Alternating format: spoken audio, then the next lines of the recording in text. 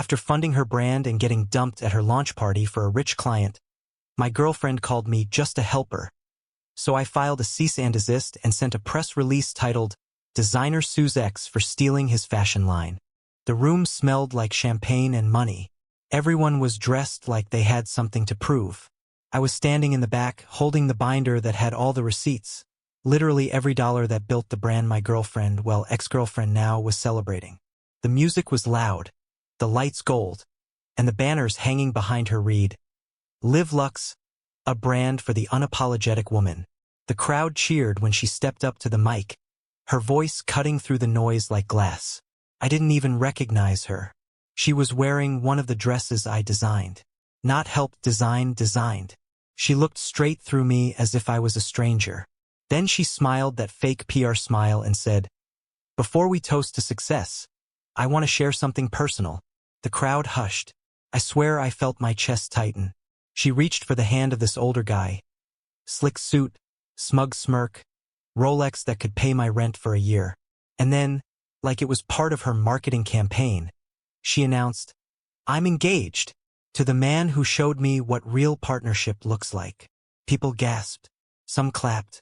And there I was, still holding that damn binder full of receipts from when I maxed out 2 credit cards to pay for her fabric runs and sample makers. Her friends started whispering, giggling, clinking glasses. I heard one of them say, "She really leveled up." And then, the worst part, she turned toward me. Just for a second. That smug, pitying look you give someone you've already written out of your story. "Some people were just helpers with feelings," she said into the mic, like it was a punchline. The crowd laughed. I froze. My face burned. The binder in my hands felt like a joke now. Proof of how naive I'd been. But then the designer in me noticed something. The embroidery pattern on her signature collection dress. It wasn't just similar to mine. It was mine. The exact sketches I had filed under my own name 6 months earlier. And that's when it hit me. She didn't just leave me. She stole me. I walked out before the speeches ended. The champagne glasses clinked behind me, and all I could think about was the file I'd kept. The one with my registered designs, contracts, and timestamps. That night, I sat in my car outside the venue, the echo of her laugh still in my head. My phone lit up with messages, her friends tagging her engagement post. The caption, "When you're too hot for loyalty, you upgrade." That's when I opened my laptop, logged into the USPTO portal, and drafted something that would hit her harder than any breakup ever could. Because she thought she broke my heart. But I was about to break her brand. And the press release headline I wrote started with, "Fraud Alert. Live Luxe founder under investigation for design theft." Before all this, we were just 2 broke dreamers in a 1-bedroom apartment in Silver Lake. I worked freelance graphic design gigs. And she, Liv, was the fashion visionary. At least, that's what she called herself on Instagram. We met 3 years ago at a pop-up market. She sold thrift flips. I sold digital art prints. She had this wild energy. Talked about building a luxury brand for women who never settle. I loved that confidence. I thought it meant drive. I didn't realize it meant entitlement. Started small. I helped her shoot photos for her page, did her logo, built her Shopify site. She'd pay me in future equity and affection. I told myself it was fine, we were a team. I was in love, and I thought that meant we were in this together. When she said she wanted to start her own line, I was proud. She cried when she got her first supplier email back. I remember holding her, promising her I'd handle the boring business stuff. And I did. I opened the LLC in her name because she said it would look better for her brand image. I filed the tax forms, the resale permit, the inventory invoices. She just sketched ideas and called herself creative director. The designs? Half were hers, kind of. She'd find Pinterest inspiration and say, "Make this less basic." So I'd redraw them, tweak the cuts, make them market ready. The other half were all mine. Pieces I had been developing for a streetwear project before we even met. I didn't care about credit. She told me, "Once we launch, I'll make sure everyone knows you're my partner." Except she didn't. When we got close to production, she started changing her tone. She'd say things like, "Babe, don't overthink it. No one cares who drew it. They care who wears it. She called me manager once, jokingly. I laughed, but it stung. Then came the investor dinner. A man named Daniel, older, too polished, drove a Porsche. He told Liv she had superstar energy. She blushed the way she used to blush around me.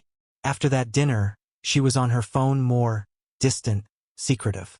But when she said Daniel was helping fund the launch, I thought it was good news. I didn't realize how much help she was getting. One night, she came home late, smelling like his cologne.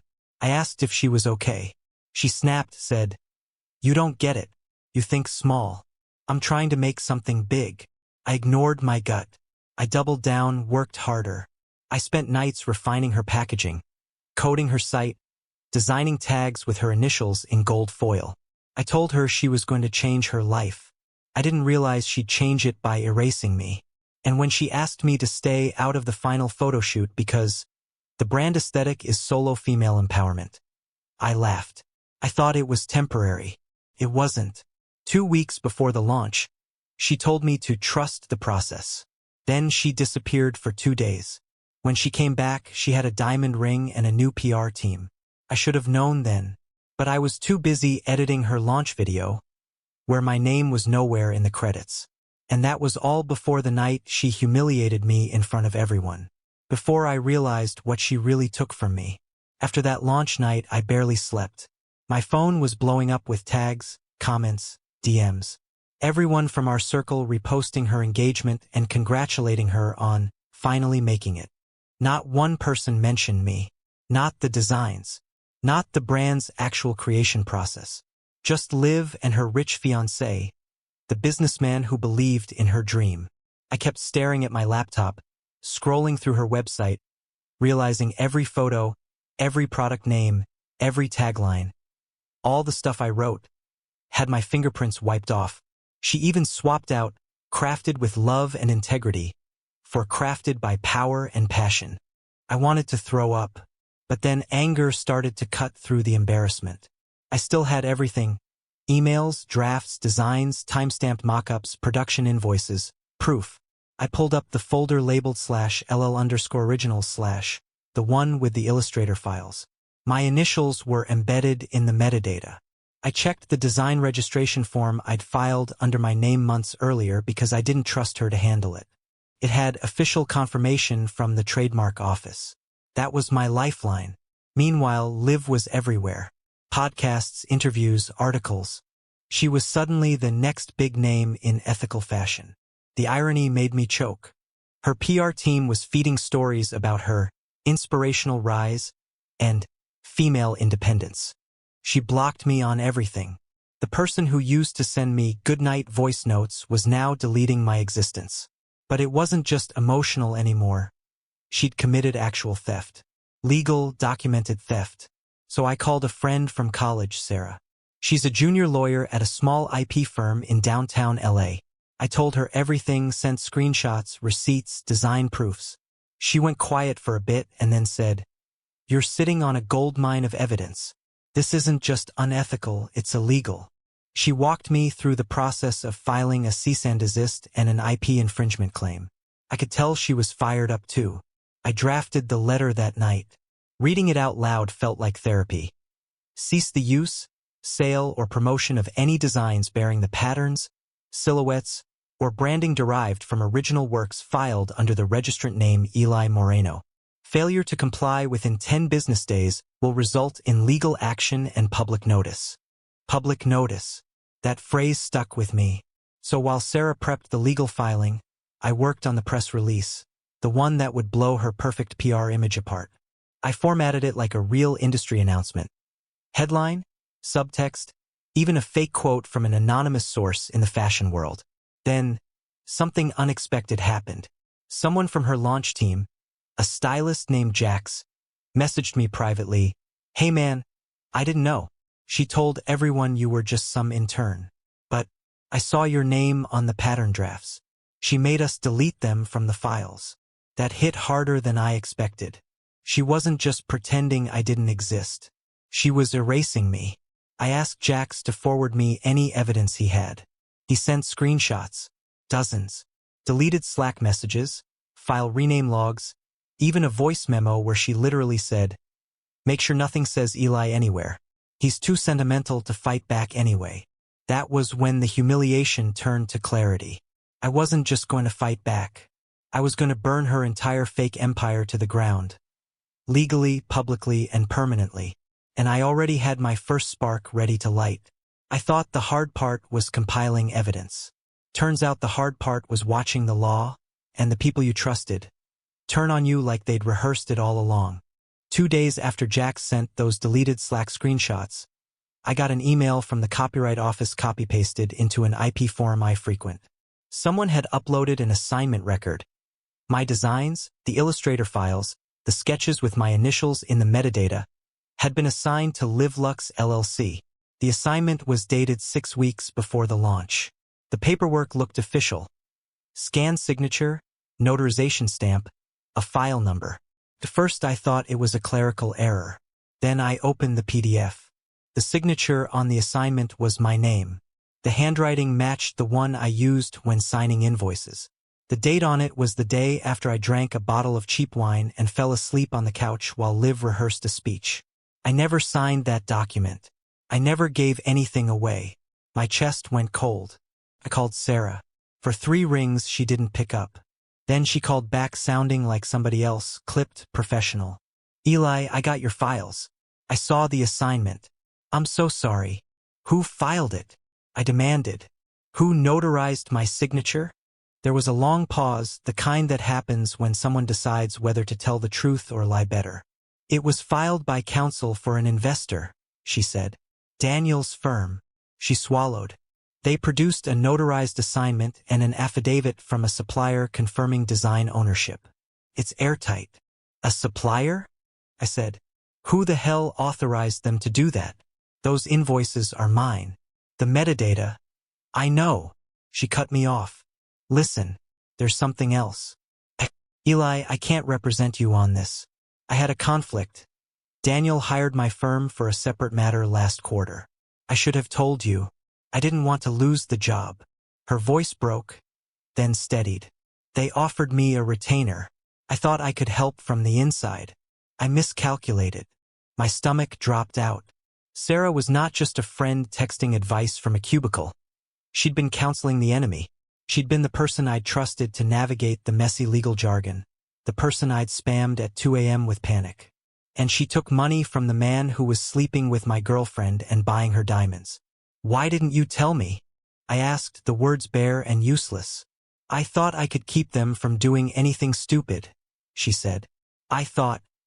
You thought you could protect me by taking the side that paid you?" I said. It wasn't a question.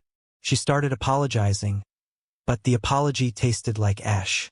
Then she dropped the real bomb. "They filed additional evidence after they traced the designs back to an upload from a desktop registered to our building's IP address," she said. "There's a log. It shows a username, yours, but there's also a timestamped login from Daniel's account the same night." Her words clicked into place like a trap snapping shut. Daniel hadn't just financed the launch. He'd used institutional muscle to wipe my tracks clean and retroactively make it look like my work belonged to the company. I remember the scrape of my chair against the tile. I remember the slow burn of betrayal so hot it felt physical. I thought of the nights I stayed up tracing seams, the money I'd thrown at sample runs, the afternoons she'd said, "Don't worry, babe," all of it corroding into a legal fiction. Then Sarah said something that made my vision tunnel. "They also filed a notice to the press," she said. "A private PR release to select outlets framing the assignment as a clarifying legal housekeeping move to consolidate brand IP ahead of Series A. They'll spin it as us protecting the company. If you put out yours first, you expose the forgery. But if you move publicly, they'll get a restraining order for defamation. Either way, you become the scene." I shut my laptop. My phone vibrated with another text, unknown number. The message was 2 simple words: "We should talk." It was from Daniel. No number saved. No context. I stood up and realized I hadn't checked my apartment. The studio where I kept the original sketchbook, the one with ink smudges and coffee stains, the one you can't forge with a scan, was in my living room. When I got to my building, my key wouldn't work. The door was ajar. Inside, the apartment smelled like burnt coffee and cheap cologne. My drafting table was gone. In its place, a neat stack of glossy press kits with Live Lux stamped in gold. On top of the pile was a single card with 3 words printed in elegant script. Stop. Or else. My hands were shaking. I should have been scared. Instead, something cold and precise settled over me, like the moment before a plan becomes danger. I had evidence. I had been betrayed by the person I trusted most. And now whoever had the power to notarize my name also wanted me quiet. I closed the door on the silence and realized I had one move left that wouldn't look like a desperate man screaming into the void. I didn't sleep that night, not because I couldn't, but because I didn't want to. Sleep meant giving them time to bury me further. The apartment looked like a stranger's place. The missing sketchbook was the hardest hit. That thing had been with me for years. My ideas, my handwriting, proof that those designs came from me. I tore through every drawer, every shelf. Nothing. But I noticed something weird. The press kits they left behind were all perfectly stacked, except one. The bottom edge had ink smudges, like someone handled it before the rest dried. When I flipped it over, I saw a faint reflection of my sketchbook outline pressed into the bottom, like it had been resting there when they copied it. That meant one thing. They didn't steal it to destroy it. They needed it to authenticate their forged transfer, which meant my sketchbook still existed somewhere, in their hands. I sat down, opened my laptop, and built what I called Project Ember, a folder that contained every shred of digital evidence I had: timestamp drafts, screenshots of text conversations, email trails showing me handling business accounts, even Venmo payments for fabric run and prototype shipping. I organized everything like a case file.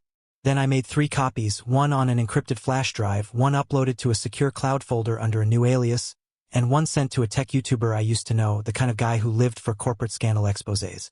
I wrote in the email subject line, "Fashion's favorite power couple built their empire on a forged signature." I didn't hit send yet. I wanted to time it right. First, I needed to make sure when I pulled the pin, the explosion didn't just hit Liv. It hit Daniel too. I started digging into his company, Danner Capital Group. Their site bragged about ethical investments in women-led startups. I cross-checked their LLC filings, and that's when I found something that made my stomach flip.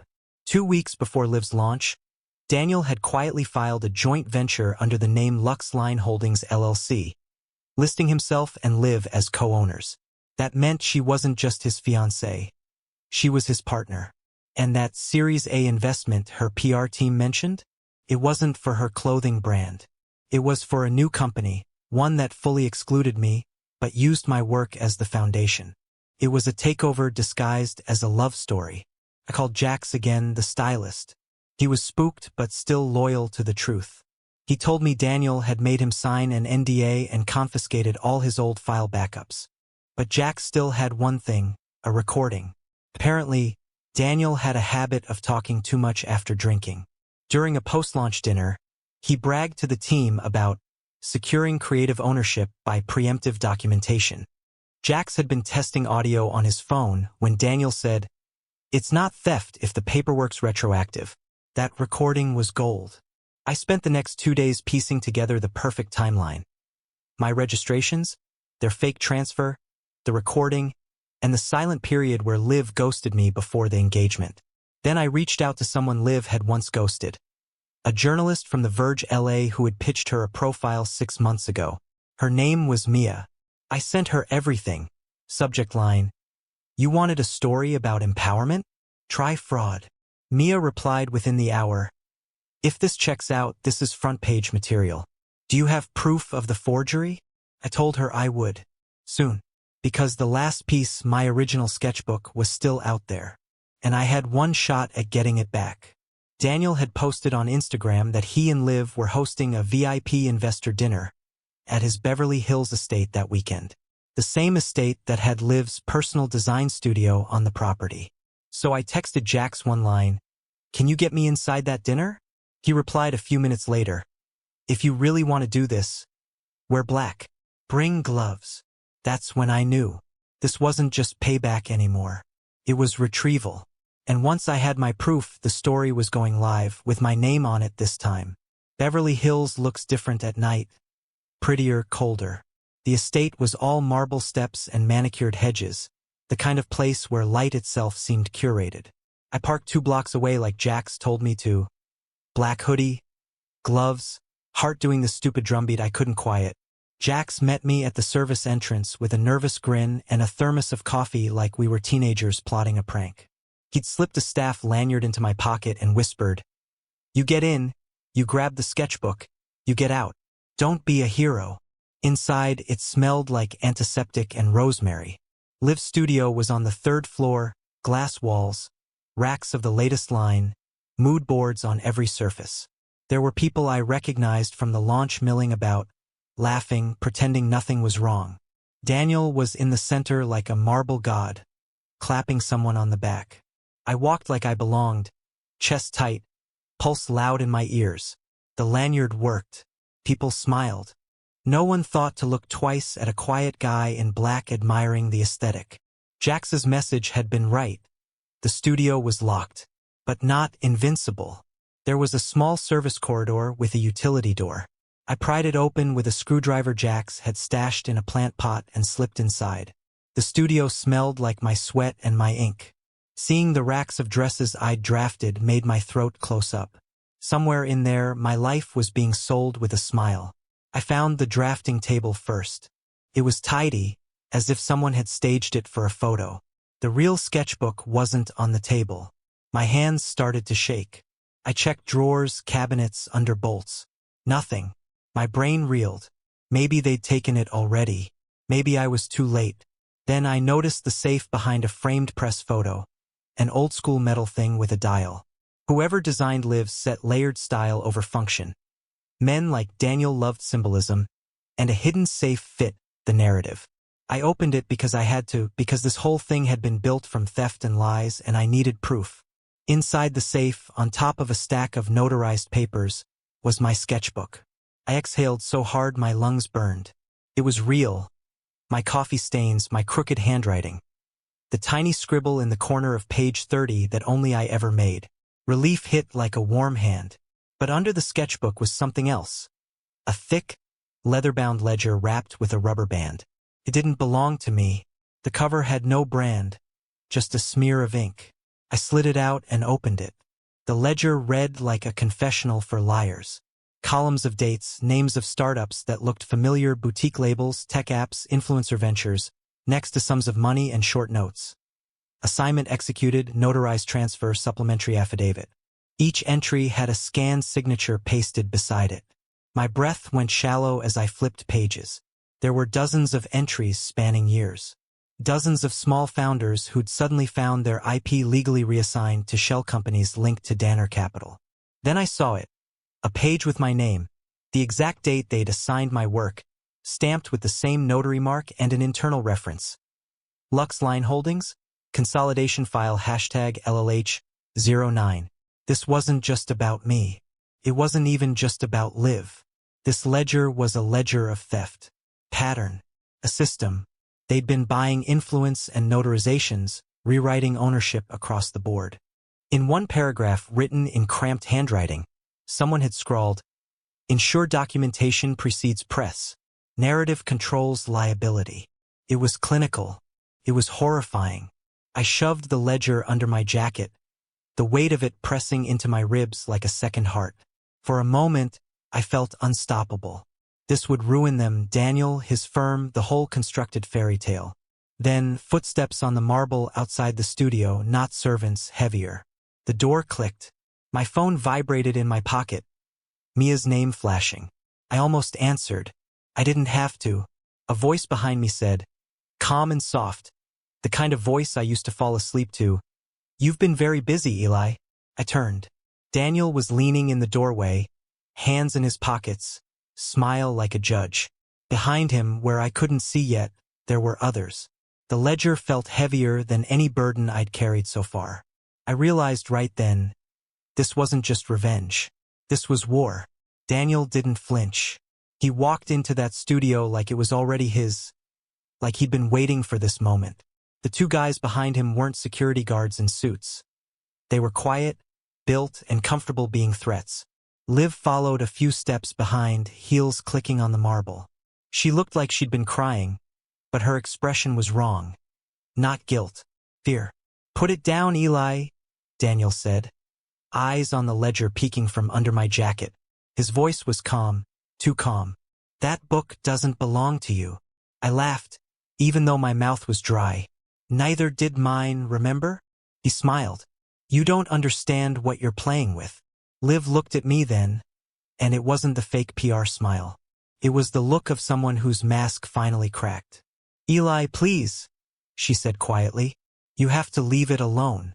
You don't know what he's capable of." That sentence stopped me cold. "Not we. I turned toward her. "What did you do, Liv?" Daniel sighed like a parent tired of explaining something to a child. "She did what smart people do when they're given an opportunity," he said. "She adapted." He started pacing, casual, controlled. "You were useful, ambitious, naive. That's a combination I look for in early-stage partners." He nodded toward Liv. "She brought me your work, told me you were a creative without direction, someone who needed structure. I gave her that structure. In return, she gave me control." I felt my jaw clench. "Control of what? My ideas?" "Of you," he said simply. "She needed you motivated long enough to build a viable product. After that, you were a liability emotionally, legally, financially. So, she made a choice." Liv's voice cracked. "He said if I didn't, he'd pull funding. He said I'd be blacklisted, that everything we'd built would disappear." He smiled wider. "And she wasn't wrong to believe me. I don't bluff, Eli. The people who refuse to play ball, they don't get second chances." I looked at Liv. "So you just sold me out? Let him forge my name, steal my designs, humiliate me? For what?" Her eyes welled up, but the words came out steady, like she'd rehearsed them. "Because I wanted to matter." That hit harder than anything else. She took a step closer, voice rising. "You always thought your ideas were enough. You don't get it. People like Daniel make things happen. You build, they buy. That's the world. I tried to pull you up with me, but you wanted to be pure. I wanted to win." Daniel chuckled softly. "She has the right mindset. You should be proud. You taught her how to make something from nothing. She just learned the next lesson. Ownership is about leverage, not morality." That's when it all clicked. The fake signatures, the stolen sketchbook, the ledger of assignments. This wasn't an isolated scam. It was an operation. Daniel targeted people like me, creative nobodies who made something valuable before realizing how business actually works. He'd find someone close, a lover, a friend, a partner, and turn them into the inside hand. They'd feed him access, trust, paperwork. And then he'd rewrite the story. Dozens of them. All erased. All replaced by Daniel's clients. Liv whispered. "He told me you'd just move on. That you'd never fight back." I stared at her. "And you believed him?" Her lip trembled. "I had to. You don't know what happens when people cross him." Daniel smirked. "You'll find out soon enough." He stepped closer, lowering his voice. "You're not going to the police. You're not going to the press. You're going to walk out, pretend this never happened, and be grateful we're letting you keep your little freelancer life." The words felt like a blade against my throat. He thought fear was a weapon, but he didn't realize something. Fear only works when someone still has something left to lose. And they'd already taken everything from me. I looked him dead in the eye and said, "Then you should have burned it all because I'm done losing." I walked past him, ledger under my arm, Liv frozen in place. None of them stopped me. They thought I was bluffing. But the truth was I already had a plan. Because before I came there that night, before I ever stepped foot in that studio, I'd already sent a scheduled email to Mia with every piece of evidence I had. And at 11:59 p.m., the same moment I walked out Daniel's door, that email would go live. I was halfway down Mulholland Drive when my phone started vibrating nonstop. Notifications exploding across the screen like fireworks. I pulled over and watched the storm begin. Mia's article had gone live. Front page. Headline bold enough to burn. Fashion power couple exposed for systematic IP theft. Insider ledger reveals pattern of forged ownership across multiple brands. Every receipt, every design timestamp, every falsified transfer, it was all there. The photos she used, my sketches, my process, even a close-up of the real sketchbook I'd photographed before I left the estate. And the final proof. The recording of Daniel's drunken brag. I'd set it to publish automatically from my encrypted account if I didn't stop it within an hour. I never intended to stop it. By midnight, Daniel's firm's website was down. The investors' group chats leaked screenshots of panicked messages. This is serious. Pull assets now. Did you know about the falsified transfers? The ledger I'd stolen was no longer a secret. I'd uploaded every page to an open-source archive. The files spread faster than any press team could bury them. Then came the video. Jax had recorded me walking out of the studio, ledger under my arm, just enough to frame it like a cinematic truth bomb. He posted it with the caption, "Sometimes the thief gets caught by his own creation." The internet devoured it. Liv Lux, her brand, her name, her perfect PR image, imploded within 48 hours. Sponsors withdrew. Fashion outlets retracted features. The investors bailed. And Daniel? He vanished. One day he was giving interviews. The next, every trace of him online was gone. The FBI press release came 2 weeks later. Words I never thought I'd read. Federal investigation into forged intellectual property assignments connected to Danner Capital Group. There was an entire task force built on what I'd uncovered. Apparently, my case wasn't the first complaint, just the one that finally stuck because I had proof. And Liv? She didn't get arrested. Not yet, anyway. She flipped. She testified. In exchange for leniency, she gave up Daniel's methods, his contacts, his entire fake network. She tried calling me once. I didn't answer. Her voicemail was quiet at first. Then she broke down. Said she thought she was chasing success, but she was just running from being ordinary. That she missed when it was just us sketching in our tiny apartment. I didn't delete the message, but I never called back. 6 months later, I launched something new. A small studio under my own name this time, EM Originals. My site banner read, "Built by the hands that drew it." It wasn't huge. No investors. No PR team. Just me and a few independent artists who'd been burned like I had. We called it the Founders Project, a quiet rebellion against people like Daniel. The irony? The same fashion blogs that once praised Liv Lux were now writing redemption stories about me. The artist who fought back. I didn't care about fame anymore. I just wanted my name back. And I got it. Sometimes, when I think about that night at her launch party, I can still see her standing on the stage, saying she was too hot for loyalty. Now I realize loyalty isn't about being hot or humble. It's about being honest. And that's something she'll never have again. When the final legal ruling came out, ownership of the Liv Lux collection transferred back to me. I didn't celebrate. I just walked into a coffee shop, opened my laptop, and posted one short message to my feed. Ownership restored. Story closed. Then I turned off my phone, ordered black coffee, and wrote the next sketch. Because revenge feels good. But rebuilding from truth? That's what actually lasts.